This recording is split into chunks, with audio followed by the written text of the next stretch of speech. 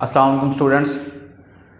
पिछले लेक्चर के अंदर हमने लीनियर इनइक्वालिटी के एक्सप्रेशंस को डिस्कस किया और उसके अंदर मैंने आपको क्लियर बताया कि सबसे पहले आपने लीनियर इनइक्वालिटी को एसोसिएटेड फॉर्म में चेंज करना है। उसके बाद चेंज करने के बाद आपने एक्स इंटरसेप्ट निकालना है, वाई इंटरसेप्ट निकालना है और एंड पे जाके आपने टेस्टिंग पॉइंट निकालना है। और आपको रीज़न भी बता दी कि टेस्टिंग पॉइंट निकालने की ज़रूरत हमें क्यों पेश आई, जबकि हम एक्स इंटरसेप्ट और वाई इंटरसेप्ट निकाल कर ग्राफ तो हम ड्रॉ कर सकते हैं। अब इस क्वेश्चन के अंदर उसने हमें टू लीनियर इनइक्वालिटीज दी हैं, एक ये और दूसरी ये। तो आपने अलग-अलग इनके पॉइंट्स निकालने हैं। अब पहले आप इस लीनियर इनइक्वालिटी को लो कि x plus y greater than equal than 5। सबसे पहला वही स्टेप आप करें कि आप इसको लीनियर इक्वालिटी में चेंज करो। अब आपने अगर तो x इंटरसेप्ट निकालना है,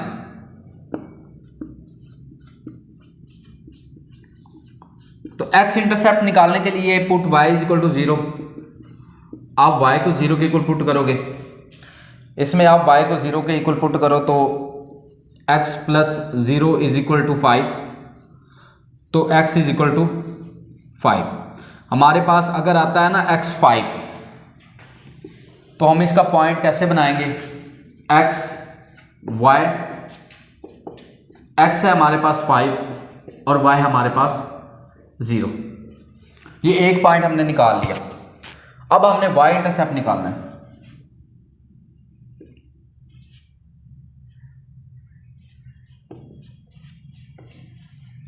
तो y इंटरसेप्ट निकालने के लिए हमने x को 0 के इक्वल पुट करना होता है।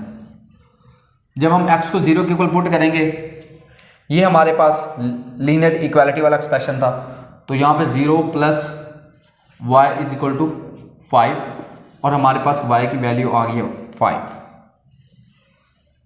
तो दूसरा पॉइंट हमारे पास क्या बन गया?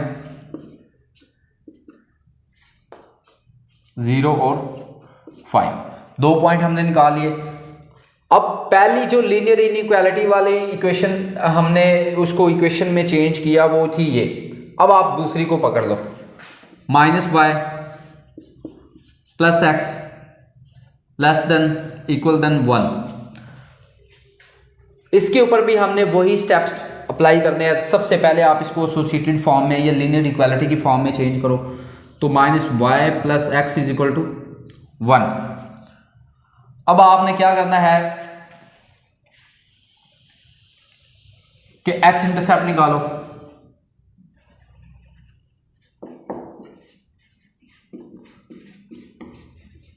एक्स इंटरसेप्ट निकालने के लिए आपको y को 0 के इक्वल पुट करना होता है। तो अगर मैं यहां पे y 0 पुट करता हूं तो minus 0 plus x is equal to 1, तो x इज इक्वल टू 1। तो मेरे पास जो पॉइंट पहला आया वो है 1 और 0। y इंटरसेप्ट निकालने के लिए x को 0 के इक्वल पुट करना पड़ता है, और अगर मैं x यहाँ पे 0 पुट करता हूँ तो माइनस वाई प्लस का 0 इज इक्वल टू 1 और y is equal to minus 1। और मेरे पास दूसरा पॉइंट आता है 0 माइनस 1। अब क्वेश्चन के अंदर उसने दो चीजें हमसे पूछी हुई हैं। उसने कहा कि मुझे ग्राफ भी बना के दे और मुझे एरिया भी शेड करके दे। तो हमने पॉइंट्स तो निकाल लिए हैं। अब आपने एक फ्रेम ऑफ रेफरेंस बनाकर उसमें दोनों ग्राफ ड्रॉ करने। डेफिनेटली अगर ये दो लीनियर इनइक्वालिटीज हैं तो इनके ग्राफ भी दो ही बनेंगे। तो आपने एक ही फ्रेम ऑफ रेफरेंस में वो दोनों ग्राफ ड्रॉ करने हैं। हमने पहली लीनियर इनइक्वालिटी में से ये पॉइंट निकाल लिए, फिर हमने दूसरी लीनियर इनइक्वालिटी को इक्वालिटी में चेंज करके एक्स इंटरसेप्ट भी निकाला, वाई इंटरसेप्ट भी निकाला और दूसरा पॉइंट भी निकाल लिया। अब हम इसका ग्राफ ड्रॉ करेंगे।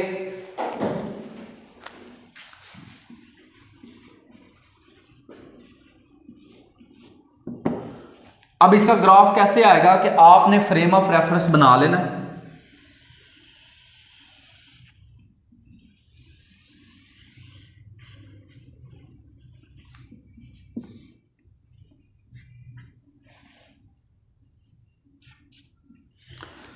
सबसे पहले आप इस लीनियर इनइक्वालिटी को ड्रॉ करोगे, इसका ग्राफ। तो इसमें x देखें 5 है और पॉजिटिव है, तो इधर को जाएगा। ओरिजिन हमारी ये है, तो आप 5 पॉइंट्स ड्रॉ कर लो, 3 4 और ये 5। और इसमें y देखें, y भी 5 है, तो आप 5 पॉइंट्स, और है भी पॉजिटिव, तो ऊपर को हम पॉइंट्स ड्रॉ करेंगे।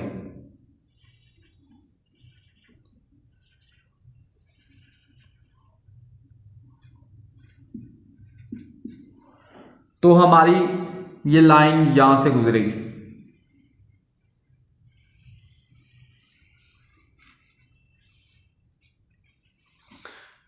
अब इस लीनियर इनइक्वालिटी का हमने ग्राफ ड्रॉ कर लिया।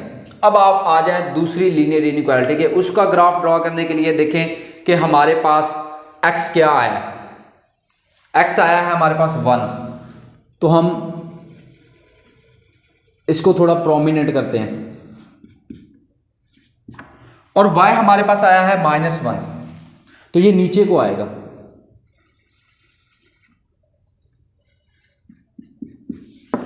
क्योंकि y की वैल्यू मैंने आपको पिछले लेक्चर के अंदर क्लियर बताया कि साउथ में हमेशा नेगेटिव होती है, तो ये लाइन यहां से कट कर जाएगी। अब दूसरी लीनियर इनइक्वालिटी का भी हमने ग्राफ ड्रॉ कर लिया। अब एक चीज आपने अपने माइंड के अंदर रखनी है कि जब भी आपको मोर देन 1 लीनियर इनइक्वालिटीज दी जाएंगी और आपसे कहा जाएगा कि हमें ग्राफ भी ड्रॉ करके दें और हमें एरिया भी शेड करके दें, तो जो एरिया आपने शेड करना है वो हमेशा वो शेड करना है जो कॉमन होगा दोनों में से। अगर एक लीनियर इनइक्वालिटी होती तो फिर तो कोई प्रॉब्लम नहीं था, हम आराम से एरिया शेड कर सकते थे। मगर यहाँ पे हमारे पास 2 लीनियर इनइक्वालिटीज हैं और उनका जब हमने एरिया शेड करना है तो वो शेड करना है जो उस दोनों में से कॉमन होगा।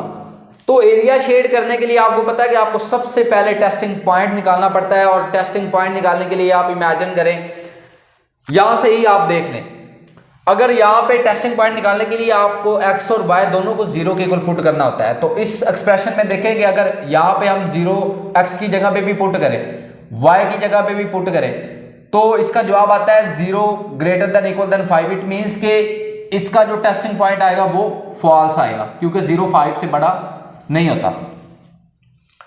और ये वाला जो लीनियर इनइक्वालिटी वाला हमें एक्सप्रेशन दिया गया है, इसका देखें कि अगर यहाँ पे भी 0 पुट करें और x की जगह पे भी हम 0 पुट करें, और इसका जवाब आता है 0 लेस देन इक्वल देन 1।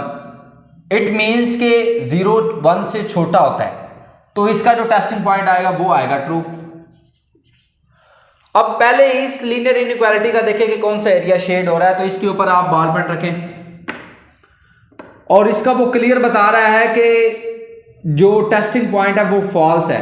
तो हमारी ओरिजिन तो है ये, तो मैंने पिछले लेक्चर के अंदर क्लियर आपको बताया कि अगर आपका टेस्टिंग पॉइंट फॉल्स आता है तो आपने जो एरिया शेड करना है वो हमेशा ओरिजिन से परे करना है। तो इसके ऊपर अगर रखें तो टेस्टिंग पॉइंट के मुताबिक हमारा ये वाला एरिया सारा शेड हो रहा है, ये वाला हिस्सा ओरिजिन से परे। आप फिर इस लाइन पे आ जाए, क्योंकि दूसरी का भी तो हमने टेस्टिंग पॉइंट निकाला वो है ट्रू, तो वो होगा ओरिजिन की तरफ शेड। ओरिजिन ये है तो इसकी तरफ शेड होगा। इट मीन्स कि इन दोनों में से जो कॉमन शेडेड रीजन है वो ये वाले है।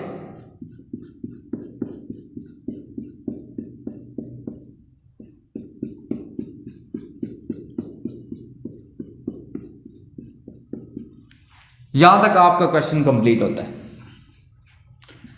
तो इसमें क्लियर आपको बताया है कि जहां पे भी आपको मोर देन 1 लीनियर इनइक्वालिटीज दी जाएंगी तो आपने स्टेप्स तो सारे वही फॉलो करने हैं कि आपने पहले x इंटरसेप्ट निकालना है अलग-अलग उनका, फिर y इंटरसेप्ट निकालना है। तो दोनों जब निकल आएंगे तो आप ग्राफ ड्रॉ कर सकते हो। तो आपने क्या करना, फिर ग्राफ भी उनके 2 ड्रॉ करने हैं, एक ही फ्रेम ऑफ रेफरेंस में दोनों ग्राफ ड्रॉ करके फिर आपने टेस्टिंग पॉइंट निकालना है जो कि आपको बताता है कि आपने एरिया कौन सा शेड करना है। अब 2 अगर आपको लीनियर इनइक्वालिटीज दी जाएंगी तो उनका टेस्टिंग पॉइंट निकालने के लिए डेफिनेटली आपको वही प्रोसेस फॉलो करना होगा। जब टेस्टिंग पॉइंट आ जाएगा तो जो एरिया आपने शेड करना है वो वाला एरिया होगा जो दोनों को में से कॉमन होगा। तो ये दोनों में से कॉमन था, इस वजह से मैंने उसको शेड कर लिया। यहाँ तक आपका क्वेश्चन जो है वो कंप्लीट होता है।